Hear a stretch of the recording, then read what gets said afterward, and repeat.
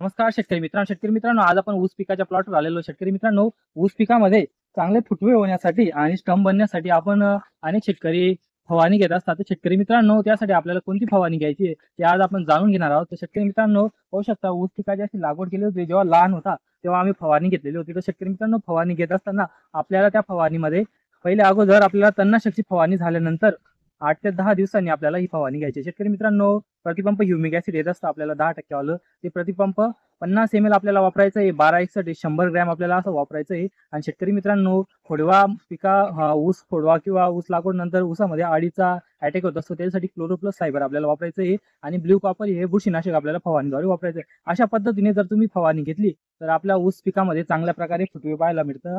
शेतकरी मित्रांनो, अशा पद्धतीने फुटवे इथे आम्ही आता फवारणी घेतलेली होती. असा इथं रिझल्ट मिळालेला आहे. असा रिझल्ट तुम्हाला मिळावा यासाठी तुम्ही ही फवारणी घेतली तर उत्कृष्ट आपल्याला रिझल्ट मिळेल. असेच नवीन व्हिडिओ पाहण्यासाठी आपल्या स्मार्ट फार्मर यूट्यूब चॅनलला सबस्क्राईब करून घेणे. धन्यवाद.